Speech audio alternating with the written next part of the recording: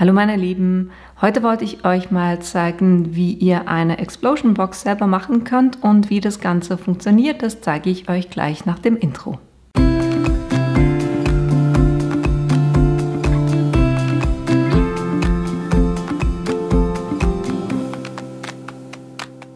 Damit ihr seht, was wir heute machen werden, das ist diese Box. Super süße kleine Box. Denkt ihr, das ist jetzt nicht wirklich was Spezielles, es ist eine vierjährige Box. Passt auf, Deckel heben, wumm, geht auf. Dann habt ihr hier ganz viele Möglichkeiten, wo ihr irgendwelche Tags verstecken könnt, drinnen irgendwelche Fotos oder Sprüche, irgendwas mit draufstempeln. Ihr könnt sie verzieren mit sonstigen Elementen, da sind auch immer noch Tags dahinter, das heißt, auch die kann man rausziehen. Und dann haben wir in der Mitte auch noch eine kleine Box, die am Boden festgeklebt ist. Quasi diese Milchtüte. Und da kann dann auch noch was rein. Und wie wir das Ganze machen,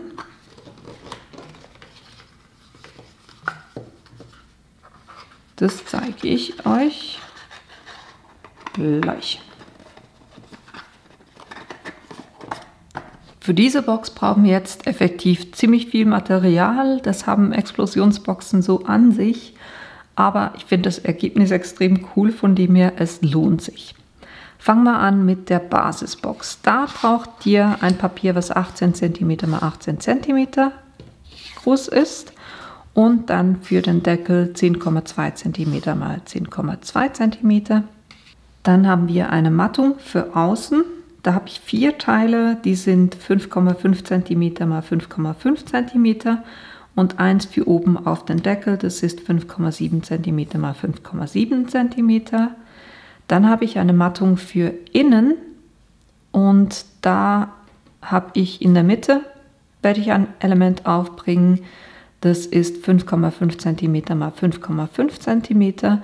Und ich habe 4 Teile, die 5,5 cm x 5,5 cm groß sind. Plus, ich habe noch 4 Tags gemacht. Da seht ihr dann, für was die sind. Die sind geschnitten auf 5,5 x 5 cm, auch 4-mal. Diese Teile werden wir in der Hälfte oder in der Mitte noch halbieren. Das zeige ich euch noch.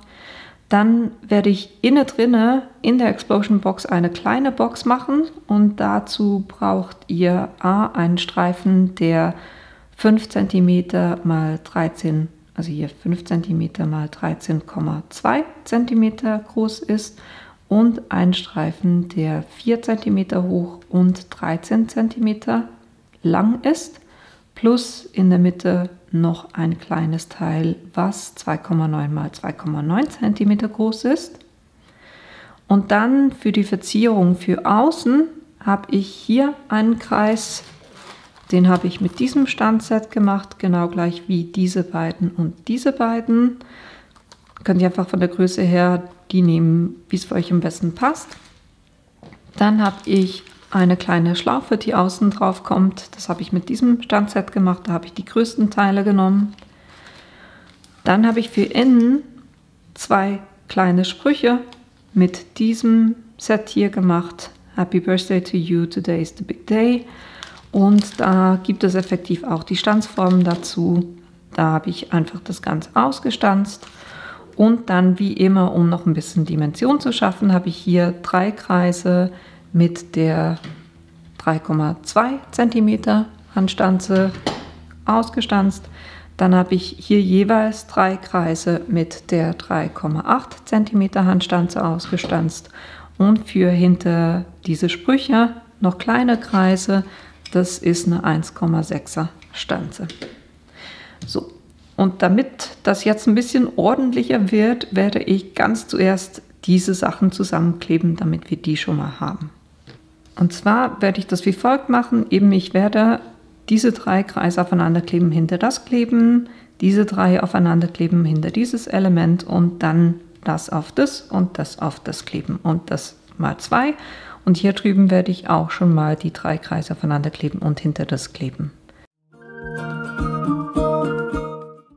Wenn ihr fragt, was das ist effektiv ganz normaler Zementit. Kleber, den ich hier in eine kleine Tube abgefüllt habe.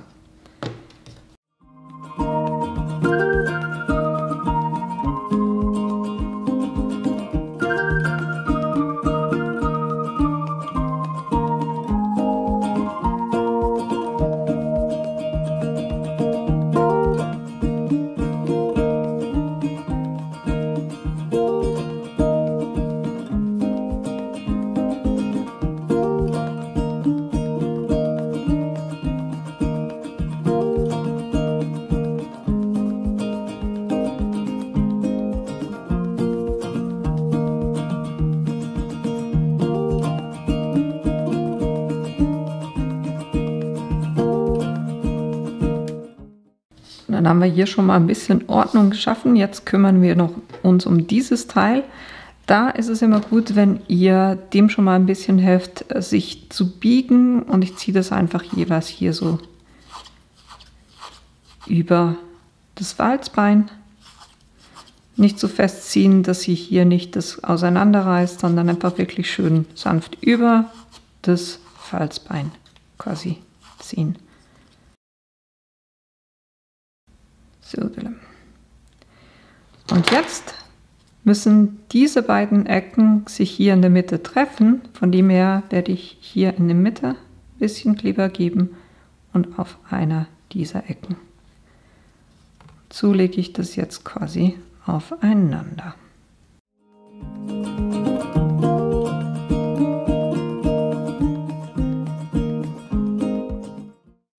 Es ist immer ein bisschen ein Gefriemel hier mit diesen Schlaufen, aber wenn ihr da so eine Pinzette nehmt, dann könnt ihr das hier wunderbar zusammendrücken.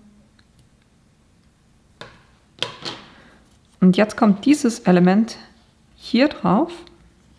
Da gebe ich hier hinten auch einen Klebepunkt. Lege es da mittig drauf. Und dann komme ich mit diesem Streifen hier ringsherum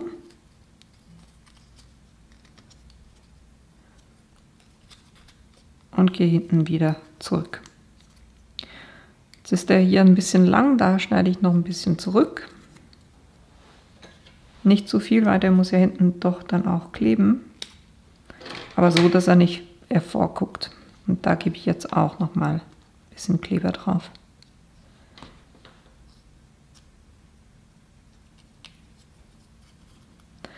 Auch da wieder am besten mit der Pinzette. So, dann habt ihr hier wunderbar eine süße kleine Schlaufe.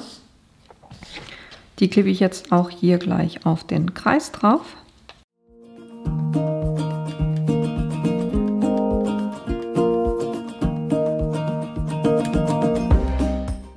Et voilà.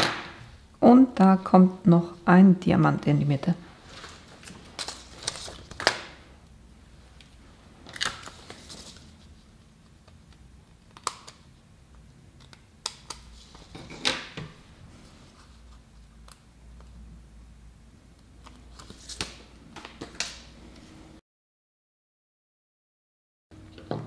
Et voilà, das ist mein Element für den Deckel. So, jetzt als nächstes kümmern wir uns um die Box. Dann nehmen wir zuerst das große Teil, das 18 cm x 18 cm, und da brauchen wir das Falz- und Schneidebrett zu. Das müssen wir jetzt 4-mal falzen, und zwar legt ihr das bei 6 cm an und falzt die. Und dann macht ihr das am besten so, dass ihr das ganz einfach im Kreis herumdreht und immer bei 6 cm. Und ihr habt es erraten, die Box hat dann eine Größe von 6 x 6 x 6 cm.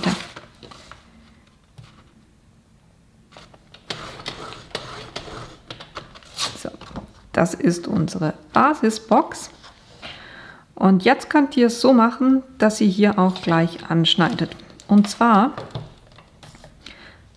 brauchen wir hier in den Ecken immer von der Hälfte bis in diesen einen Punkt rein. Von dem her lege ich das so hin.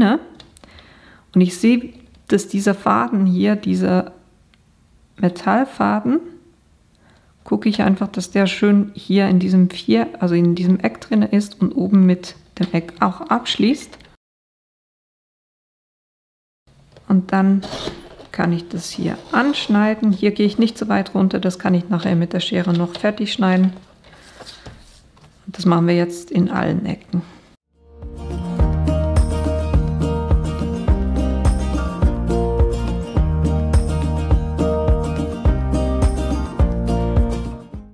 So. Und den Rest kann ich jetzt noch kurz mit der Schere reinschneiden. Zieht einfach diese Linie weiter, bis ihr da in diesem Eckpunkt seid. Dann können wir hier die Falzlinien nachziehen.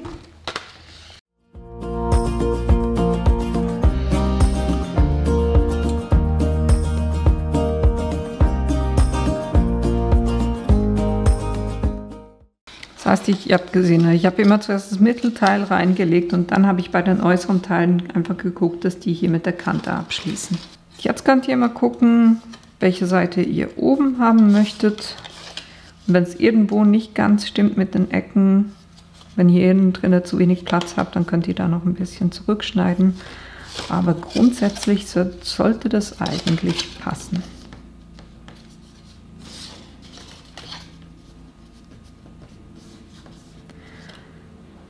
Bevor wir das jetzt aber kleben, machen wir hier komplett überall die Mattung drauf. Das heißt, das ist meine Innenseite und ich drehe die jetzt einfach mal um.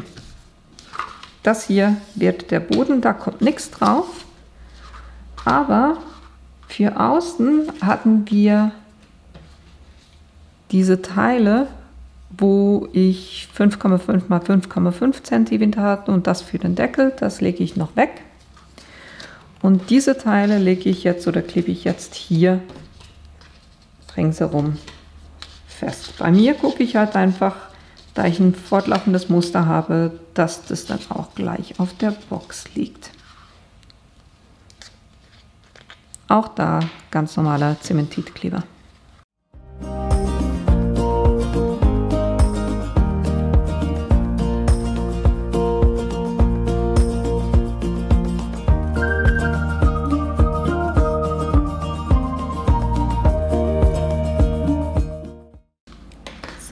Und dann kümmern wir uns auch um diese Ecken, weil die werden von innen ersichtlich sein.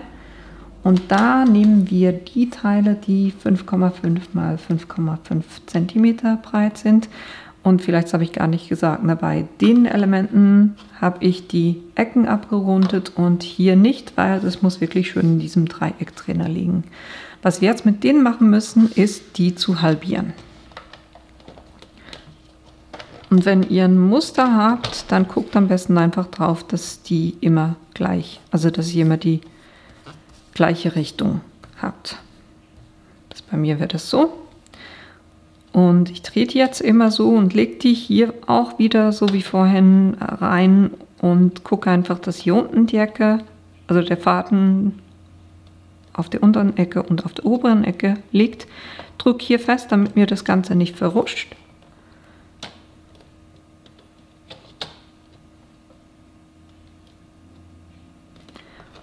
Und schneide dann. Und am einfachsten geht es, wenn ihr diese Schneideklinge schon in die Mitte von dem Element legt. Jetzt muss ich kurz gucken, dass ich das immer gleich mache. So. Das heißt, hier die Klinge in der Mitte und dann richte ich die beiden Ecken oben und unten an diesem Faden aus, drücke drauf und schneide.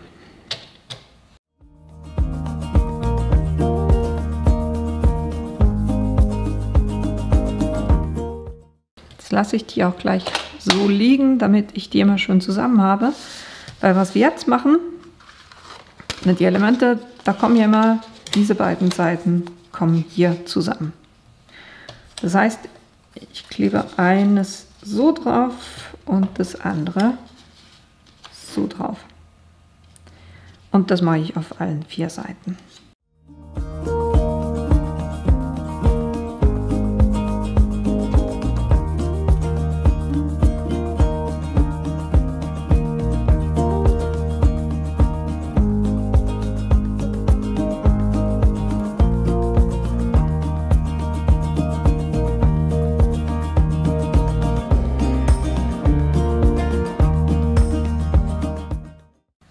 Wenn ihr euch jetzt fragt, ne, wo sind denn jetzt meine Klebelaschen hin? Das ist genau der Clou an der Explosion Box, dass die eigentlich nur durch den Deckel zusammengehalten wird. So, jetzt machen wir aus diesen Ecken hier, machen wir Tagtaschen. Und dazu macht ihr wirklich nur ganz eine feine Linie hier unten, wo ihr Kleber drauf gebt, wirklich nur wenig Kleber. Und das auch auf der Seite. Dann legt ihr die eine Seite hin, macht die kurz ein bisschen fest und dann die andere Seite drüber.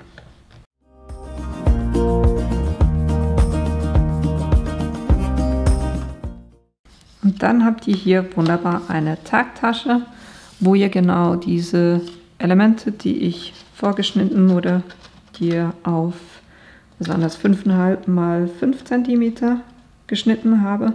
Weil von der Breite her reicht es mit 5,5 cm, aber da wir hier unten geklebt haben, muss die ein bisschen kürzer sein, damit die hier drinnen Platz hat.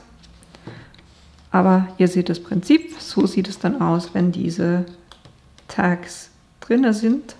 Und die könnt ihr wunderbar, da könnt ihr Fotos drauf machen oder irgendwelche Sprüche oder was auch immer ihr wollt. So, das machen wir jetzt mit allen Seiten.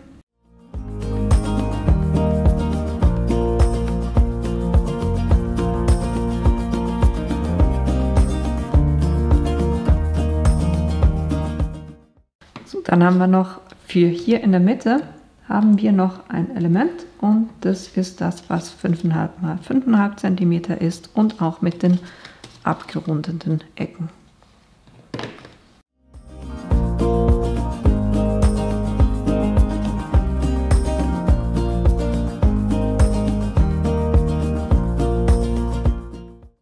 Das wäre schon mal das. Dann will ich auf 2 Elemente eben diese Kreise drauf bringen und ich gucke es einfach, dass mich das Muster hier horizontal anguckt in der Mitte und so werde ich diese Elemente aufbringen.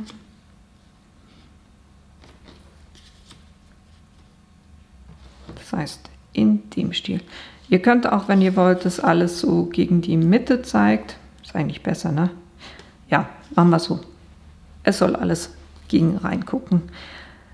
Jetzt könnt ihr natürlich nicht auf das ganze Element Kleber drauf bringen, weil sonst klebt ihr das hier fest. Von dem her, ich sehe, okay, das geht so ziemlich fast, gucke ein bisschen bis wo ich Kleber anbringen kann. Und das mache ich dann auch hier vorsichtshalber nicht zu nah an diese Ecke ran. So in dem Stil. Dann bringe ich diesen Kreis hier drauf.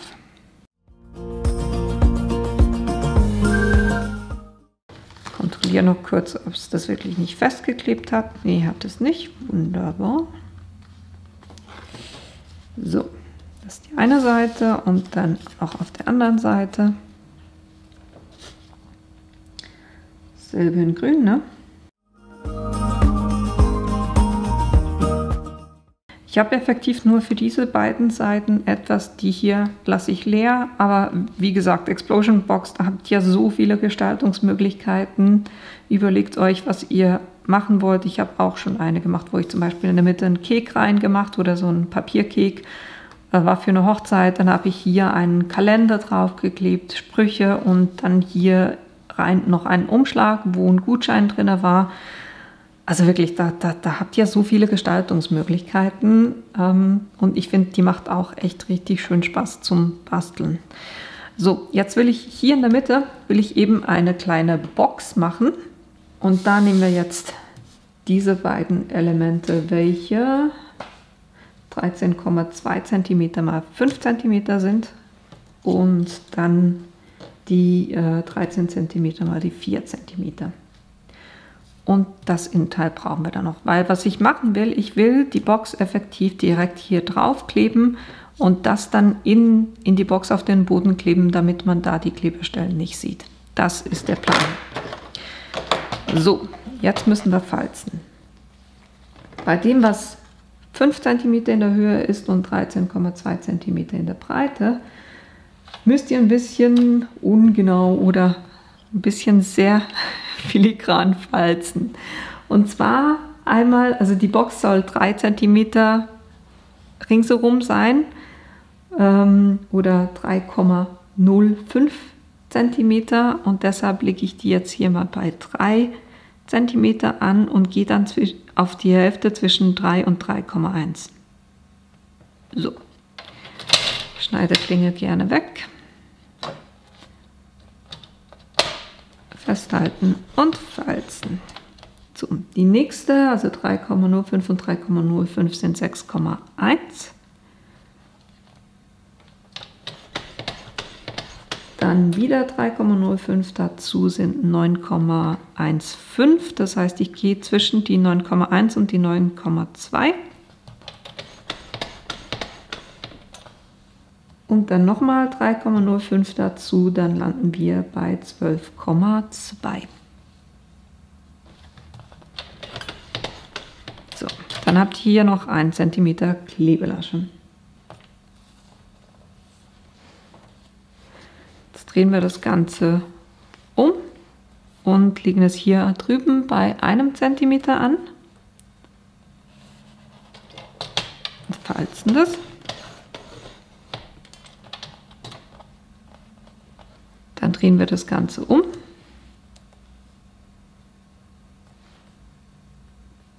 und machen nochmal eine Falzlinie bei 3 cm.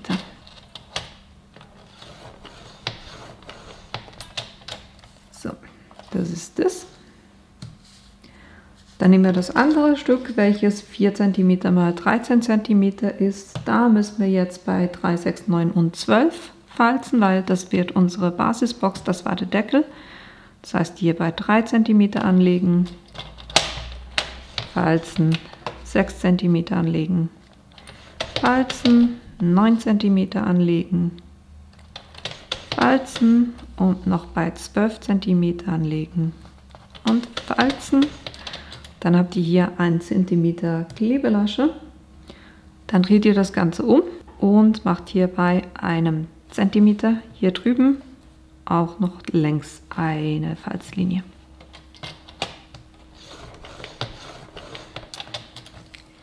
So. Jetzt ziehen wir kurz die Falzlinien nach.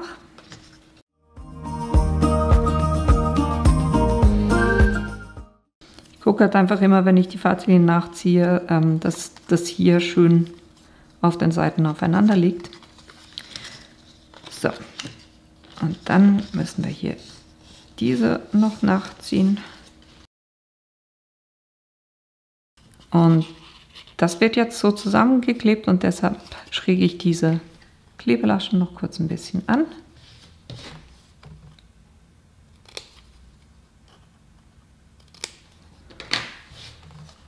Und dann muss ich natürlich auch unten hier reinschneiden jeweils.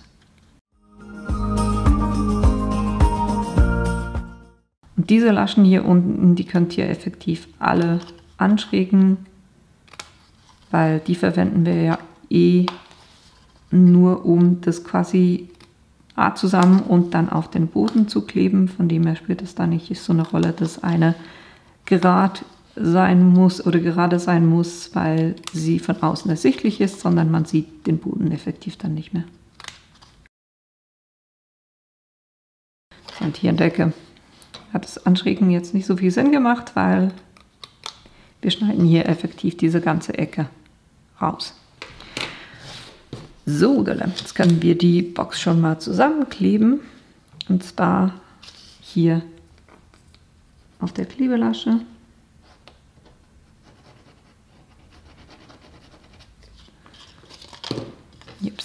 Dann legt ihr die einfach rein und mit der anderen Seite drüber.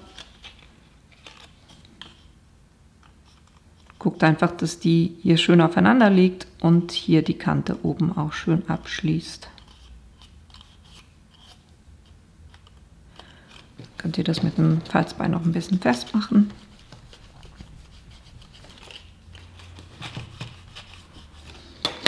So, und das hier unten, das verwenden wir, um das Ganze dann hier drauf zu kleben. Aber jetzt machen wir kurz zuerst den Deckel, da auch die Falzlinien nachziehen.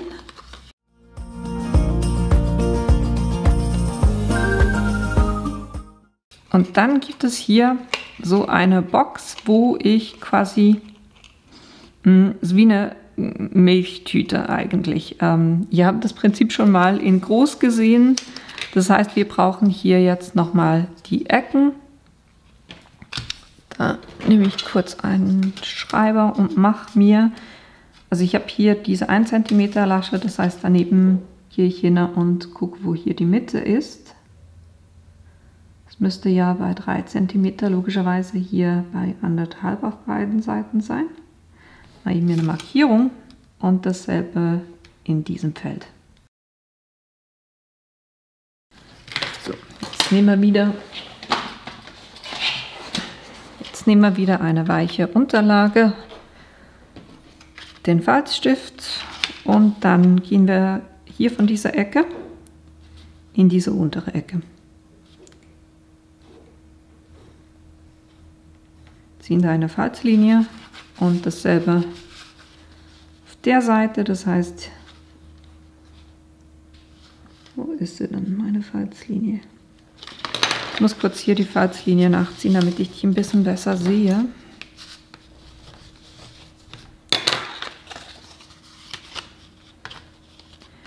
So. Jetzt, hier sind wir oben. Und da ist meine Ecke, das heißt hier dieses Dreieck, dasselbe hier von dieser Mitte unten in diese Ecke und von der Ecke hier oben in diese untere Ecke. So. Und jetzt kennt ihr das auch schon, ne? Von wegen dieser Teil, diese 1 cm hier oben, legen wir genau in die andere Richtung.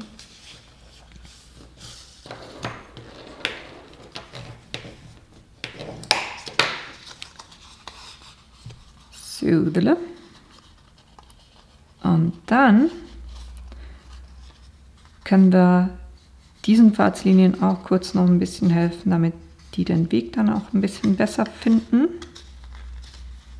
Ich helfe da jeweils mit dem Nagel so ein bisschen nach, dass ich hier in diese Ecke reindrücke. Dann geht das wunderbar. So, und da müssen wir jetzt auch kurz noch hier die Klebelaschen anschrägen. Oder die Klebelasche. Singular. Und dann kleben wir auch schon hier diese Klebelasche fest.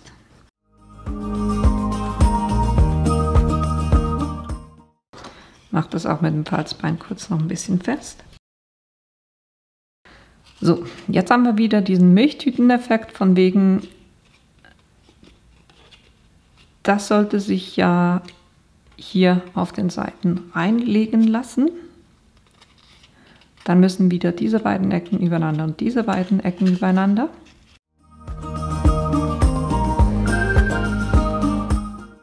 Funktioniert trotz Miniaturformat erstaunlich gut. So, und dann geht ihr am besten hier kurz mit dem Teil über die Tischkante, um das so ein bisschen festzudrücken. So. Und dann können wir das auch schon kleben. Und zwar bringe ich hier innen drinnen dieser 1 cm Abstand, bringe ich Flüssigkleber drauf, plus auf den beiden Ecken. So, dann können wir das festdrücken. Dann mit dem Falzbein auch kurz noch festdrücken. So, hat jetzt für ein Miniaturformat extrem gut funktioniert. Seht ihr auch schon, was ich damit vorhabe? Das heißt, das kommt dann hier über diese Box drüber in der Mitte.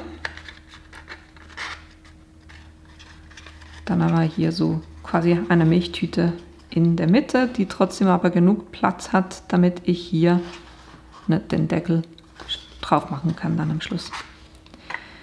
So, jetzt eben diese Box in der Mitte festkleben. Da gebe ich jetzt einfach auf den Außenseiten von diesen Klebelaschen gebe ich Flüssigkleber drauf. Jetzt versuche ich, die möglichst mittig zu platzieren. Und dann mache ich das mit dem Falzbein noch fest.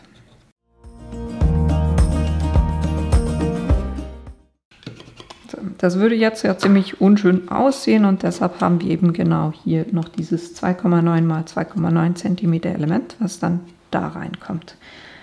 Es macht am meisten Sinn, wenn ihr den Flüssigkleber hier innen drin anbringt. Und dann einfach dieses Element hier reingibt. Könnt ihr das auch mit dem Falzbein noch ein bisschen festmachen. So, dann habt ihr hier wunderbar eine kleine Box, die festhält in der Mitte und ihr trotzdem aber einen schönen Boden von dieser Box habt und dann eben diesen Deckel von der Milchtüte noch drauf. Zack!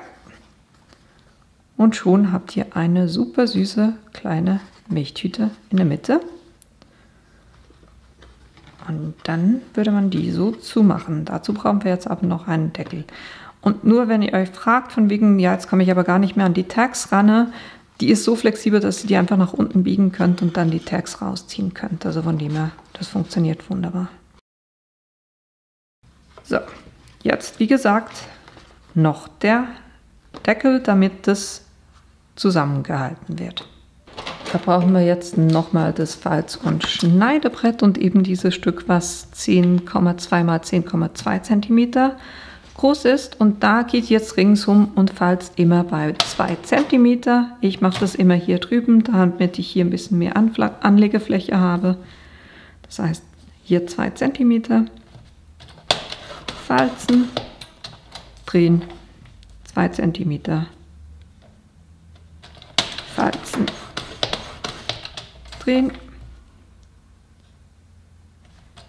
wieder 2 cm und nochmal 2 cm. So, dann ziehen wir hier die Falzkanten gleich nach.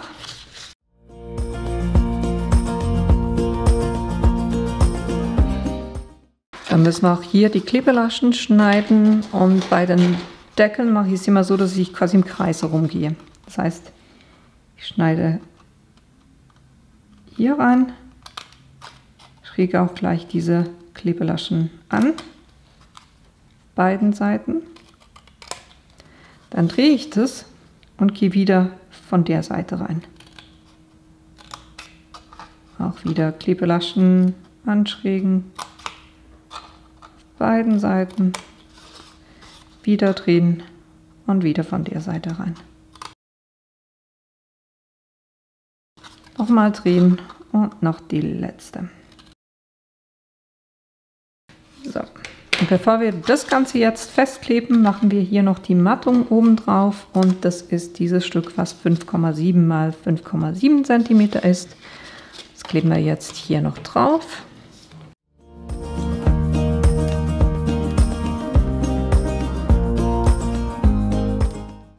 Jetzt können wir das Ganze zusammenkleben. Das heißt, ich bringe hier auf die Klebelasche Kleber drauf, leg die rein und gucke einfach, dass die Kanten schön abschließen.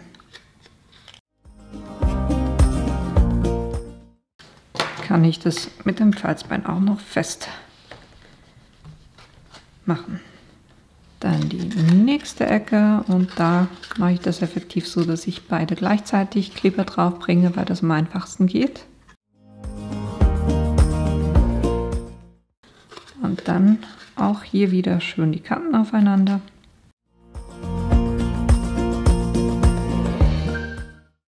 Und dann noch mit dem Falzbein festmachen. So, und jetzt testen wir kurz, ob das wirklich auch hält. oder ob der Deckel passt, ne, bevor wir da weitermachen. Das heißt, ich halte das Ganze fest und gehe hier quasi von der Hinterseite drüber. Boah, der sitzt sowas von passend. Das ist super. Und ihr seht, jetzt fällt auch nichts mehr auseinander. Wenn ich aber dann die Box aufmache, das heißt den Deckel hebe, dann geht die so auf. Das ist das Prinzip. Jetzt haben wir ja hier oben noch was für auf dem Deckel, und zwar dieser Kreis, und den bringen wir jetzt auch noch drauf.